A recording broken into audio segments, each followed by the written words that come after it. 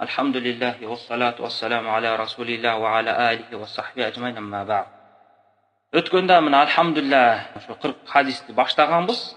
Анан ошо 40 хадистеги келген Нававинин кириш сөзүн окуп, анча-мынча түшүндүргөнбүз. Андан кийин хадисибизди баштай берели, бир сыйра окуп туруп анан уланта берели. Биринчи хадис ан Амирул Муъминин Аби Хабсин Умар ибн Хаттаб. Алгачкы хадис бул ошо исламдагы белгилүү болгон чоң сахабалардын бири Абу Бакр радыйаллаху анхудан кийинки эле урматтуу даражасы чоң сахабалардын бири Умар ибн Хаттаб. Хаттабтын баласы Умар деген сахаба риваят кылды. Кала самиту Расулуллах саллаллаху алейхи ва саллям якул иннамал а'малу бинният ва иннама ликулли имрин ма нава. Пайгамбар саллаллаху алейхи ва салламдын мындай деп айтып атканын уктум. Чындыгында бардык иштер, амалдар ниет менен болот. Ва иннама ликулли имрин ма нава. Ким кандай ниет кылган болсо, ошого жараша жакшылыгын же жаман ниет кылган болсо жазасын алат. Эмне каалаган болсо ошого жетет. Фаман канат хижрату илаллахи ва расули. Кимдин хижрат деген бул кафир өлкөдөн ким динин ачыкка чыгарып кармай албаган болсо, ошол жерден жер которгон болсо аны хижра дейт. Анан пайгамбар саллаллаху алейхи ва саллям бул жерде ниетти айтып туруп анан хижраны мисал келтирип атат да. Фаман кана хижрату илаллахи ва расули. Ким ошо хижратын жер которушун Алла таала үчүн жана анын элчиси үчүн кылган болсо, хижрату илаллахи ва расули. Анда анын хижраты жер которусу эмне болуптур? Алла таала жана анын элчиси үчүн болуптур. Ман кана хижрату лид-дуния юсифа ау имраатун ямкиха. Кимдин көчүсү бир дүйнөгө жетүү максатында же болсо бир аялга үйлөнүү максатында болгон болсо, хижрату ила ма хажар. Анда анын көчүсү ошо эмне каалаган болсо ошого жараша болуптур дейт. Андан кийин Навави айтып атат, раваху муну риваят кылган ким? Имам ал-Мухаддисин Абу Абдуллах Мухаммад ибн Исмаил Ибрахим ибн ал-Мугира ибн Бардасбах ал-Бухари Жуфи. Муну эки чоң мухаддистердин имамы болгон, башчысы болгон Абу Абдуллах Мухаммад ибн Исмаил Бухари. Бухаринин аты Мухаммад, атасынын аты Исмаил. Ошол киши риваят кылды. Экинчиси Абул Хусейн Муслим ибн ал-Хаджаж. Экинчи риваят кылган киши бул Абул Хусейн Муслим ибн al-Хаджаж. Имам Муслим деп коюшкан, ошол Муслим, аты Муслим ибн al-Хаджаж, атасынын аты Хаджаж. Ошол кишилер риваят кылышты китебинде деп хадис бүтөрдү. Демек бул хадис Бухари Муслимден алынган хадис. Анан алымдардын термининде муну не деп коет? Muttafaqun alayhi деп коет. Келишилген хадис деп коет. Келишилген хадис дегени Бухари Муслим биргелешип чыгарган китептерине жазган. Экөө бирге эмес, бирок экөөнүн ошо алып келген хадиси окшош болуп, анан китептеринде түшүрүлгөн деген мааниде.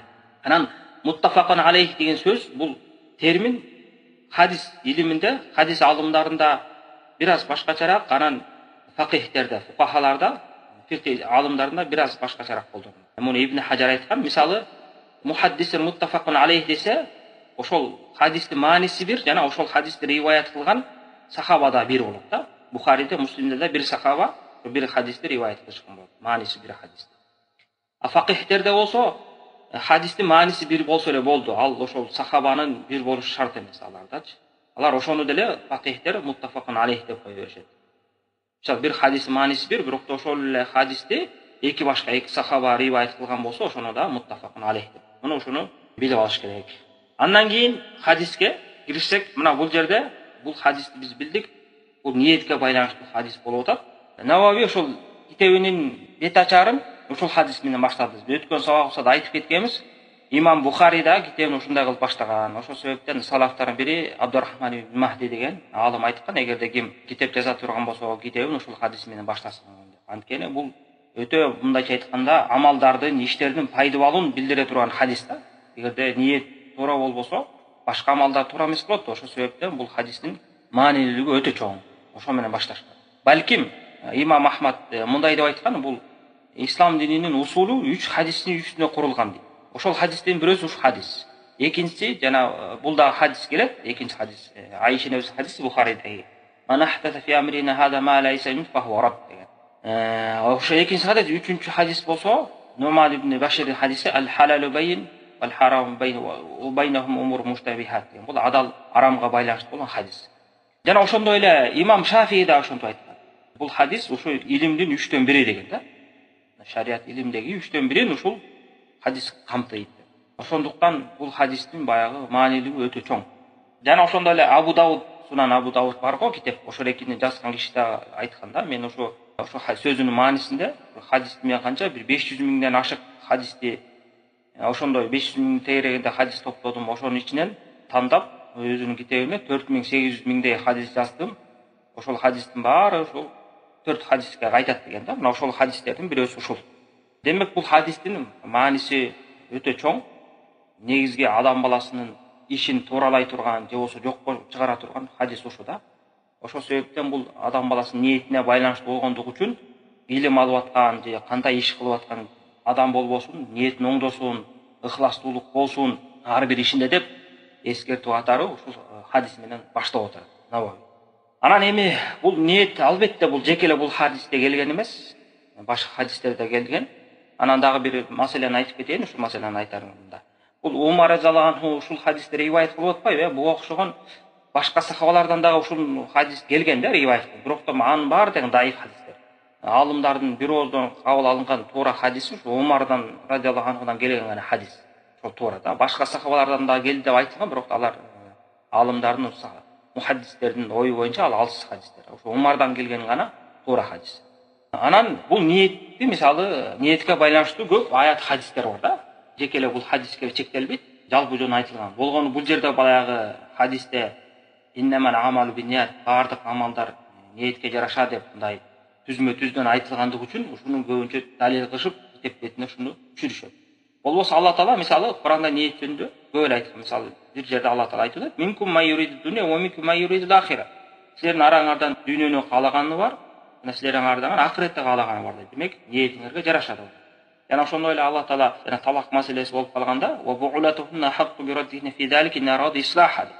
Мисалы бир-эки талак берип калгандан бергенден күйөөсү аялын кайра кайтарам деген болсо, "Ва бу'улатухунна" ошо аялдардын күйөөлөрү аларды кайра аялдыкка кайтарып алууга акылуу деп атат. Хаққу би раддихна фи залика ин арада ислаха. Эгерде алар ислахты, жашоону жакшы ниет кылышкан болсо, мындай айтканда бузуклук ниет эмес, коем кайра жашайлы, жашообузду уланталы деген ниетте кайтарса ошондо болот. Эгерде аялга зыян келтирейин максатында же болбосо иддасынын мөөнөтүн узартайын деген максатта эмес, жакшы ниетте болсо деп Алла Таала мына ниетке такап айтып кетти. Жана ошондой эле Саад ибн Абу Ваккас деген сахабанын хадисине келет. Бул да туура хадис.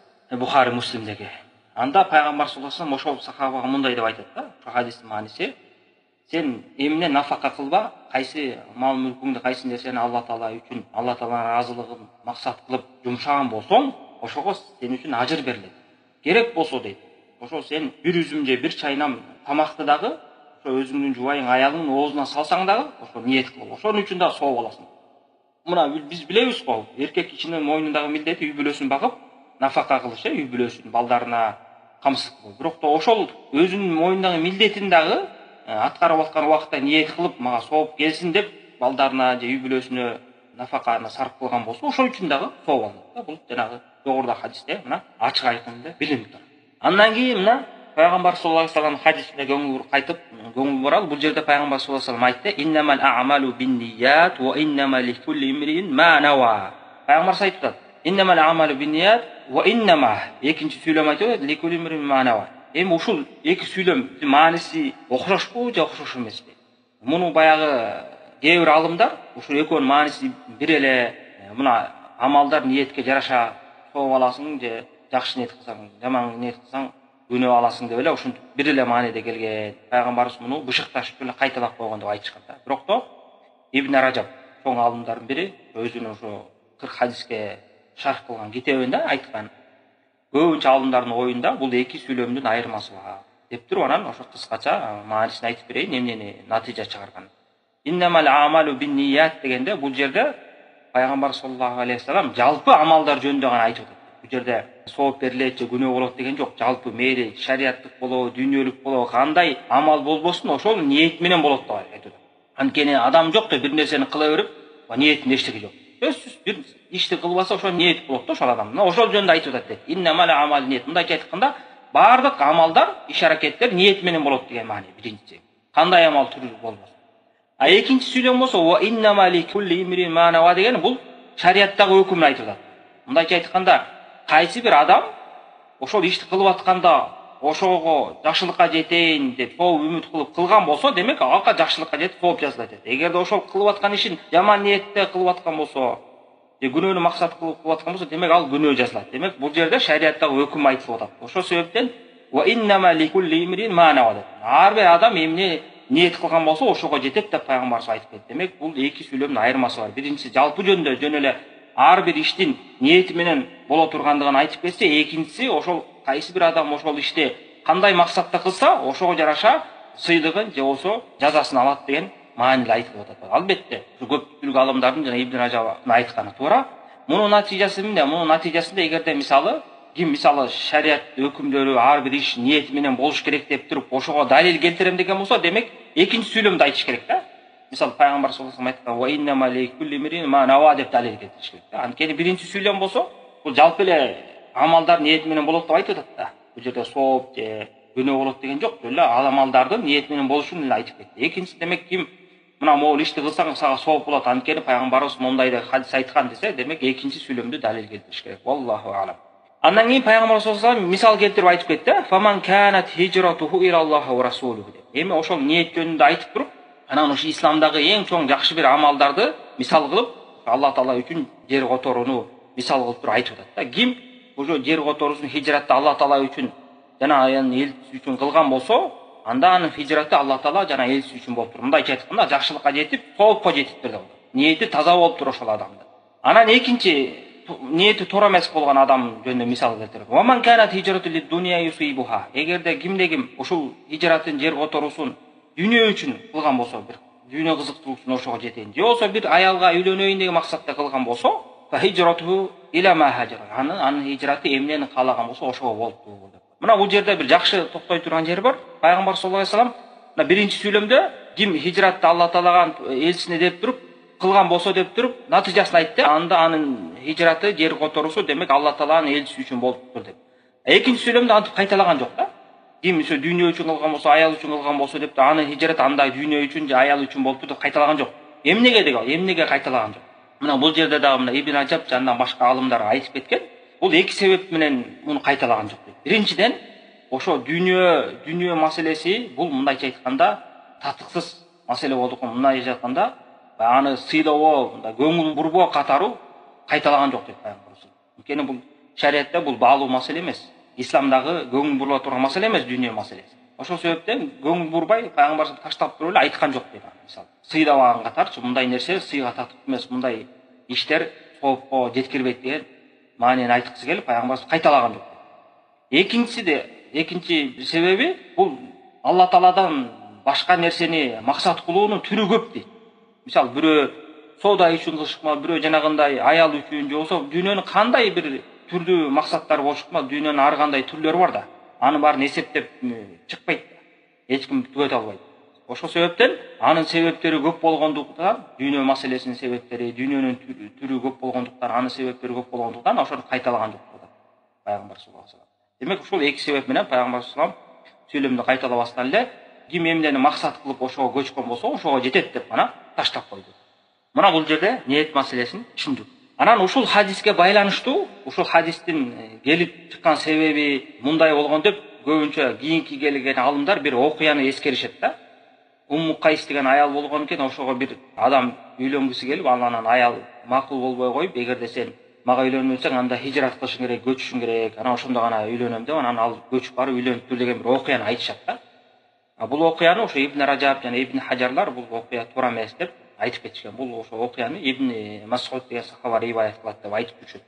Көп эле шархтарда карап калсаңар, ушундай окуяны эскеришет да кээ бир алымдар. Анан ошону ошол хадис илимин жакшы билген, мыкты билген алымдар, Ибн Ражаб, Ибн Хажар жана башка сыяктуу башкалар алымдар ал окуя туура эмес, ал маселе такталган эмес деп айтып кетишкен. Мына буну дагы көңүл берип койгонубуз өтө зарыл.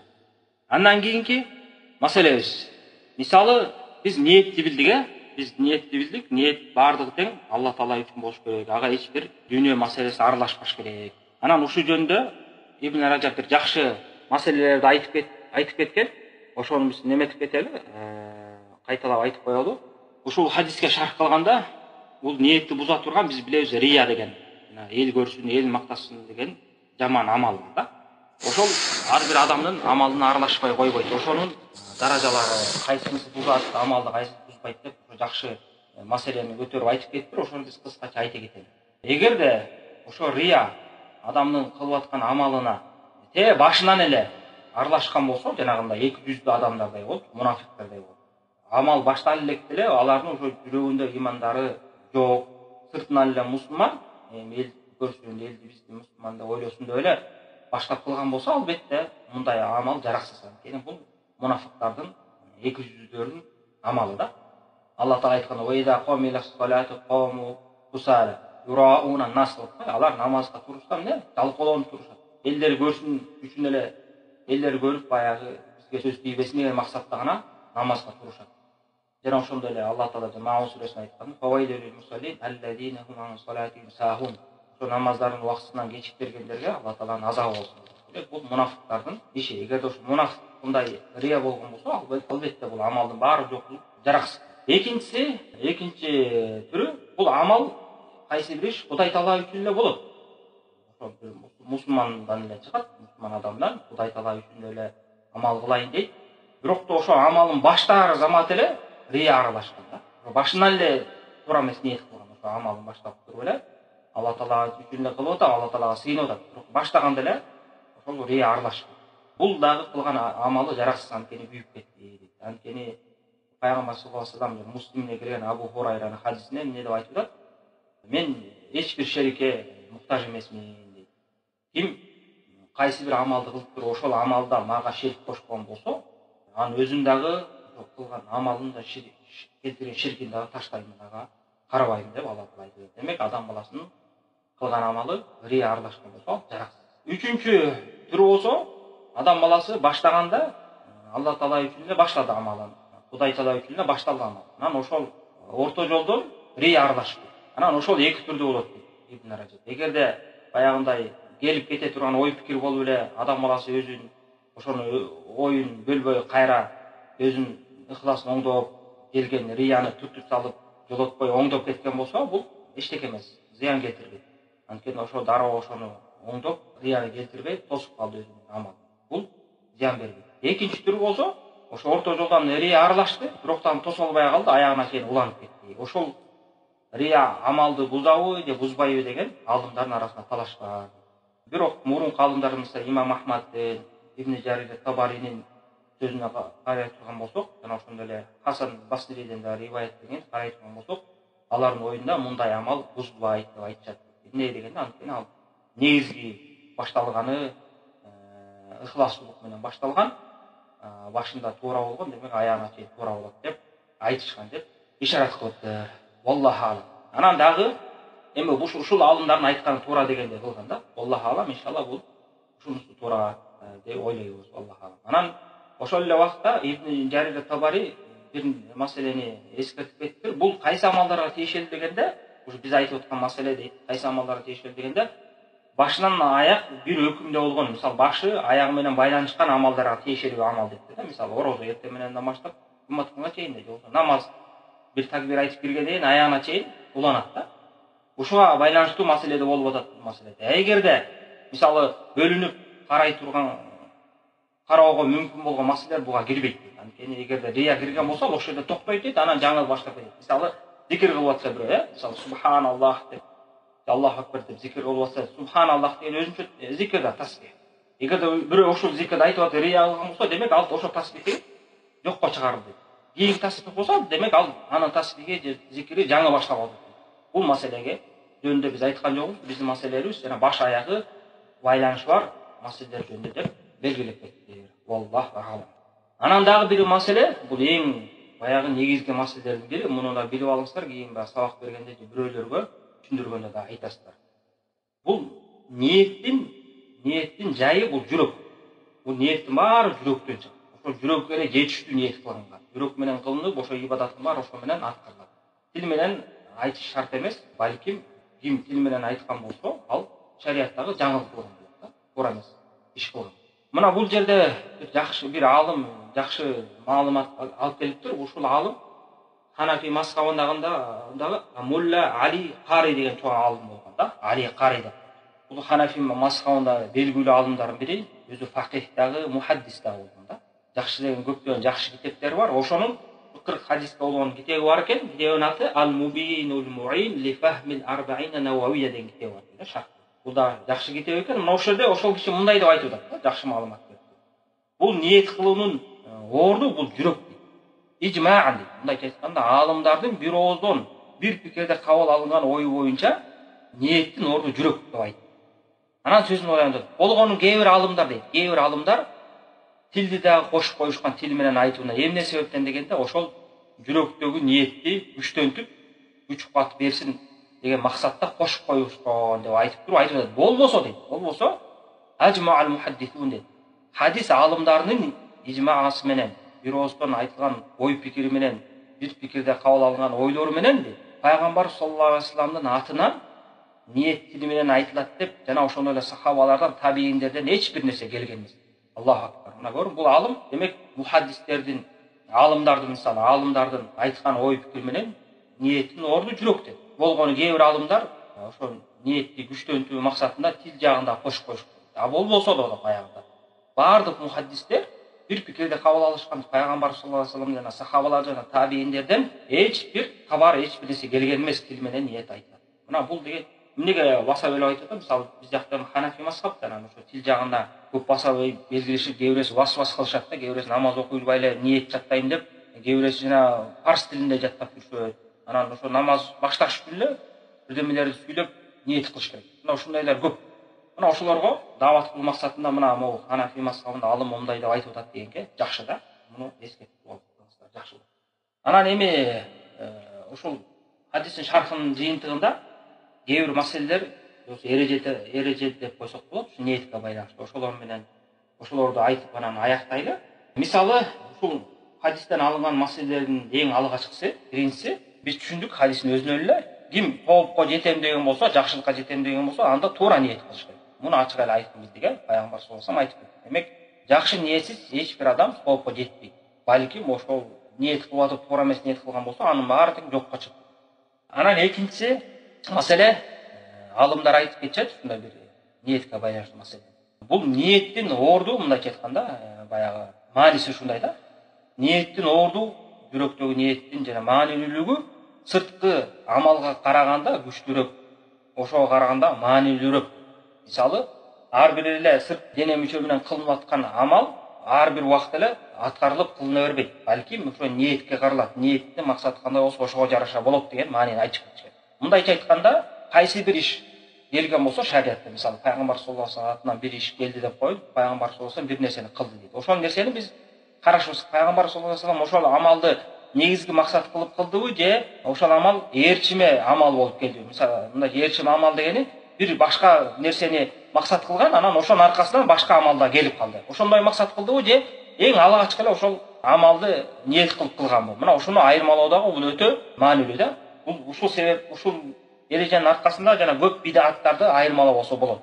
Анан ошол себептен буга алымдар катуу көңүл бурушкан. Мисалы Ибн Теймия да ушуну эрежеге көңүл буруп айтып кеткен да. Буга мисалы катары айтып кетсек, мисалы Пайгамбар саллаллаху алейхи вассалам кабырларды зиярат кылган, туурабы? Ошо кабырга зиярат кылып, анан ошол жерде дуа кылган. Мисалы Муслимде келген хадисте Пайгамбар саллаллаху кабырга барып эмне деп айтат? Насаллаху лана ва лакумул афия.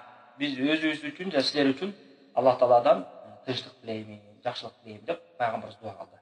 Эми бир адам келип туруп, демек мен ошо атайын кабырга барып өзүм үчүн дуа кылсам болот турбайбы деп айтса болобу деген маселе да. Албетте бул болбойт. Эмнеге дегенде, мына бул жерде Пайгамбар саллаллаху алейхи вассаламдын негизги максаты ошо кабырдагы жаткан адамдарга барып дуа кылуу болчу да. Ошону көздөп барган. Ошол жака жеткенден кийин аларга дуа кылып атып, ошо дуанын ичине ошо башка тирүү мусулмандарды да кошуп кетти да. Анан бирөө келип туруп, Пайгамбарыбыз демек дуага бизди кошту деп туруп, Пайгамбарыбыз ээрчиме кылган амалды негизги амал кылып алып туруп, кабырга барып алып туруп, мен өзүм үчүн дуа кылып келейин деген максатта барган болбойт да. Мына ушуну түшүнүп алыш керек. Ушу өтө негизги маселелердин бири да. Бул бир мисал. Экинчи мисалы, мисалы Умар радхияллаху анхудан келген, бул Мусаннаф ибн Аби Шайба деген китепте келет. Ошо сахаба Умар башка сахабалар менен, мүмкүн табииндер да бар. Неме сапардан кайтып келатчы бир жерге токтошкон болот. Бир жерге токтошсо, элдин баары эле бир жерге барышып эле, бир атайын жерлерди тандашып эле ошол жерде намаз окуп атышкан болот да. Анан ошондо сураганда, бул жер ушул жерлерде Пайгамбар саллаллаху алейхи вассалам токтогонда намаз окуган деп, ошо Пайгамбарыбыз окуп кеткен жерлерди издеп атайын окуп атышкан болот. Ошондо Умар радхияллаху анху не деп кайтарат?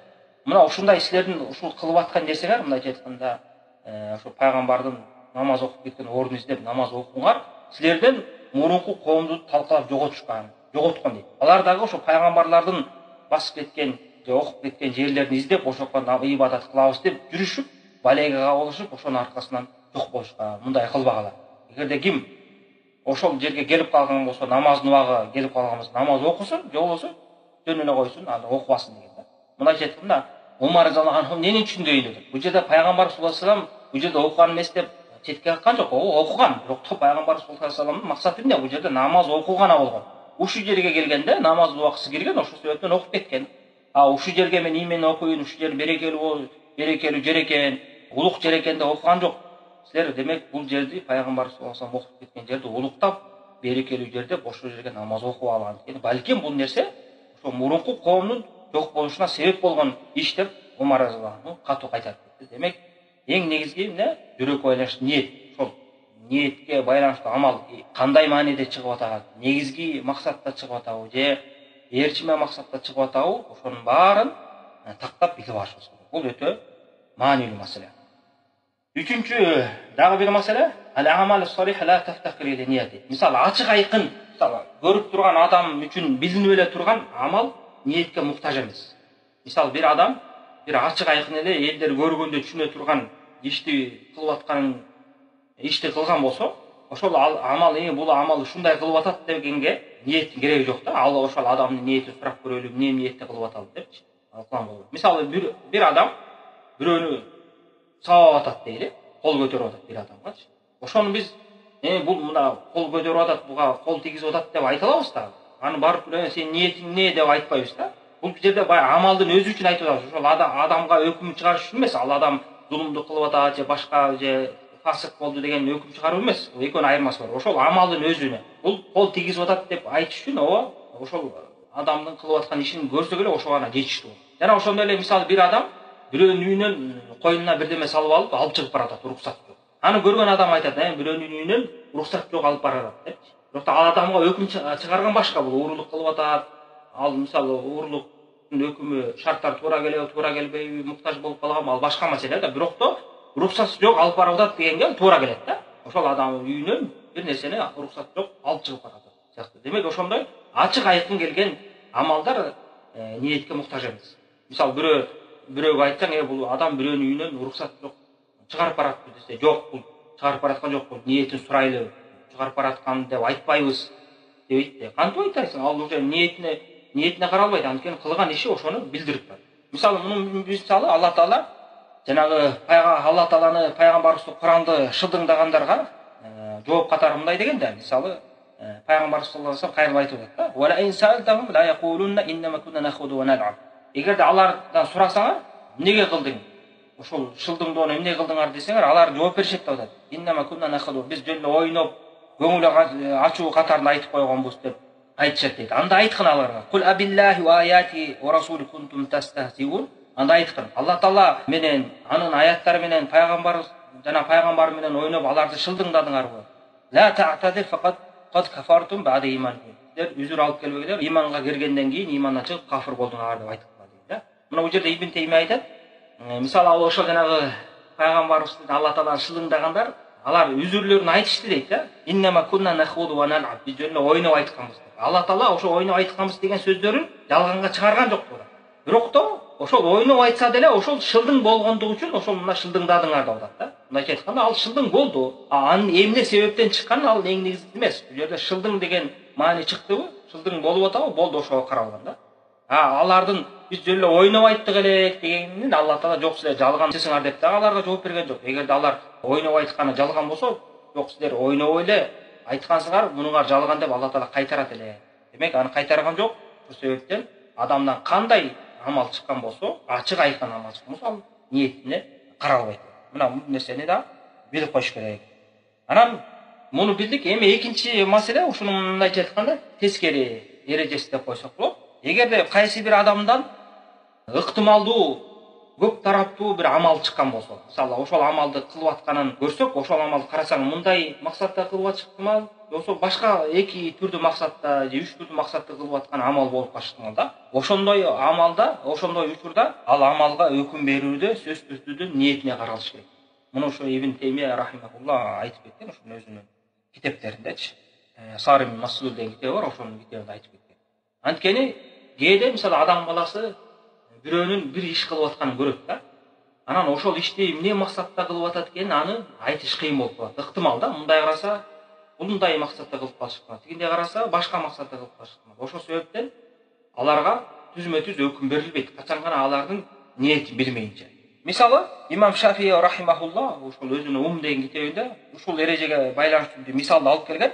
Хатиб ибн Аби Балтаа деген сахаба болгон да. Анан пайгамбар саллаллаху алейхи вассалам ошо Курайшке Меккени ачайын деп, Курайш кафирлардын мизин сындырайын деп Меккени ачайын деп камынып калган кезде ошо Хатиб ибн Аби Балтаа деген адам Меккедеги өзүнүн туугандары, жакындары сактанышсын деп аларга кат жөнөтүп коет да. Мындайча айтканда пайгамбар саллаллаху алейхи вассалам жакын убакта барат, момдай сактангыла деген убакта. Анан ошону жиберген кезде мындайча айтканда пайгамбар саллаллаху алейхи вассаламдын сыры ачылып калып атат. Эгер ал капырларга жеткен болсо, капырлар камданып, жашынышып болсо, туруштук бергидей 3 кубат топтоп коет атат. Чоң зыян келмегиле. Анан ошондой болгон убакта Алла Тааладан вахий келип, анан ошол кабарды жеткирип бараткан орто жолдон аял кармалып, анан пайгамбар саллаллаху алейхи вассалам ошондой кабар берүүнү токтотуп калат өз убагында. Анан ошол кезде пайгамбар саллаллаху алейхи вассалам ошол адамга, ошол сахабага өкүм чыгарбастан эмне кылган? Сен динден чыккан кафир болдуң деп, бизге кыянат кылдың, чоң күнөө кылдың дебесте, ошол адамдан сураган да. Анткени биз билебиз, ким пайгамбар саллаллаху алейхи вассаламга кыянат кылып, ошонун сырларын ачкан болсо, анда динден чыгат эле. Анан ошондо пайгамбар саллаллаху алейхи вассалам ошол кишини алып келип сурайт да: "Ма хамалака ала хада?" Бул ишке сага эмне түрткү берди? Ушу ишти эмне себептен аткардың деп пайгамбар саллаллаху алейхи вассалам сурайт. Ошол окуяны терең караса, кээ бир сахабалар пайгамбардан уруксат сураганда, уруксат бериңиз, мен башын кыйып кылайын дегендер сахабалар да болгон да. Ошондо пайгамбар саллаллаху алейхи вассалам сураганда ал айтат да, жана өзүрүн айтат: "Мен ушундай туугандарым бар, анан аларды коргой турган эч ким жок, анан ошолор сак болсун деп ушундай жиберип койдум" дегенде, пайгамбарыбыз бул туура айтты, жөн койгула деп таштап коет да. Ошондо имам Шафии ошого неме кылып айтат да, анткени пайгамбар саллаллаху алейхи вассалам эмнеге сурады? Анткени ошол адамдын кылган иши дейт, ыктымалдуу эле дейт да. Балким пайгамбарыбызга кыянат кылып, кафирларга жардам берүү максатында кылып коюшу ыктымал эле дейт. Болбосо жанагындай дүйнө маселе үчүн, дүйнө кызыктыруу үчүн, өзүнүн жана туугандарын эскертүү максатында кылып коюшу ыктымал. Ошол себептен пайгамбар саллаллаху алейхи вассалам мындан тактап сурады деген. Демек, ошондой эле кайсы бир адам бир туура эмес иш кылып атканын көрсөк, аны өкүм чыгара бергенден абайлашыбыз керек. Мисалы, айрыкча дагы бир мисал келтире кетейин. Эгерде бир адамды көрүп калсак, бир мазарды же бир кабырды айланып таваф кылып атканын көрүп калсак, аны дароо эле мушрик деген болбойт. Биз билбейбиз. Ошол эгерде балким ошол тавафты, мазарды айланып аткан себеби жахилдик менен, ушул кабырды, мазарды айлансам, Алла Таалага сыйынган болом, мага сооп берилет экен деп кылып атыш ыктымал да. Мындайча айтканда, ошол кабырды айланып, мен Кудай Таалага жакындык кылып атам, ибадат кылып атам деген мааниде кылып атышат. Же болбосо, ошол кабырдагы арбакка, ошонун арбагына, рухуна сыйынып кылып атышат да, ибадат катары, ошо өлгөн кишиге ибадатка. Анда ал мушрик. Мына ошол себептен эмне кылыш керек? Аны такташ керек. Мындай кылып атасың деп. Мына бул окшогон көп мисалдар бар. Ошол себептен баягы ыктымалдуулугу көп амалдарда ниетине карамайынча өкүм чыгарган болбойт. Аллаху алам. Андан кийинки акыркы маселе, эгерде кайсы бир адамда толук ниет жана толук кудурет болгон болсо, демек ошонун натыйжасында эмне максат кылган болсо, ошонун максаты ишке ашат. Мына толук ниети, чын ниети жана ошол адамдын ошо ниетти аткарганга толук кудурети бар. Анан ошол экөө бириккенде, анан көздөгөн максат ишке ашат да. Бул негизги эреже ушундай. Эми кээде мындай болот, адам баласынын баягы толук ниети бар, бирок то баягы колунан келген мүмкүнчүлүгүн кылат, баардык мүмкүнчүлүгүн, бирок то ошол кылган мүмкүнчүлүктөрү жетишсиз. Ошонун натыйжасында көздөгөн максатына жетпей калды. Бирок то колунан келген баардык ишти кылды. Бул жерде ошол адам колунан кылган максаттын себептерин кылып, бирок то ошол көздөгөн максат ишке ашпай калса дагы, бирок то ошол адамга толук сооп берилет. Анткени анын туура ачык айкын ниети бар болчу, колунан келген баардык ишин жумшады, баардык себептерди жумшады. Бирок ошого карабастан анын максаты ишке ашпай калды. Тоскоолдуктар менен жетишсиз болуп калды. Бирок то ошого карабастан ошол адамга сооп толугу менен берилет. Мисалы, Алла Таала Куранда айтып атат: "Ла яставил қаидуна минал муъминина гайру улил дарар вал мужахидуна фи сабилиллахи" деп айтып атат да. Үйлөрүндө жихадка чыкпай отурган мусулмандар менен жихадқа чыгып мал жаны менен согушка чыккан адамдар тең болбойт. Ошо тең болбойт деген ортосуна эмнени кошуп кетти? Пайгамбар саллаллаху алейхи вассалам. Ла яставил қаидина минал муъминина гайру улид дарар. Бул жанагындай үзүр ээлеринен башкалары деп айтып кетти. Мындайча айтканда, кимдин үзүрү болуп калган болсо, анда ал жанагы жихадка чыккан момундар менен тең болот, сооптор. Эгер кимдин үзүрү жок чыкпай калган болсо, алардын сооптору жихадка чыккандар менен тең болбойт деген мааниде айтып. Мына ушул аяттын түшүүнүн себептеринин бири жана Бухариде келген хадисте Ибн Умму Мактум деген сахаба болгон да, көзү көрбөйт эле ушулар. Анан ушул аят түшкөндө ла яставил қаидуна минал муъминина деген аят түшүп, ошону пайгамбар саллаллаху алейхи вассалам окуп аткан кезде ошол сахаба ооп айтат да, мен неге Алланын элчиси мен ушу көзүм көргөндө мен да жихад кылат элем. Эми мен көзүм көрбөйт да кыла албайм дегенде ошондо Аллах Таала ошол дара ошол замат гайра улул дарари вал мужахидун деп айтып кетти.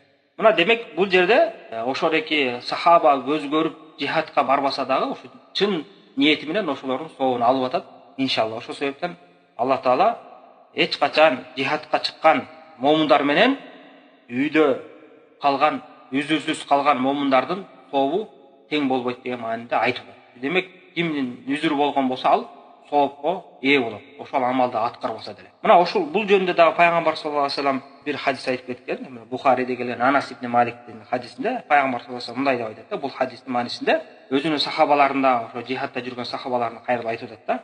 Мадинада дейт, Мадина шаарында, өзү турган шаар дейт. Ушундай адамдар бар дейт. Силер кандай жол бассаңар дагы, кандай өрөөндөн өтсөңөр дагы, алар силер менен бирге. Хабасахмул узру дейт.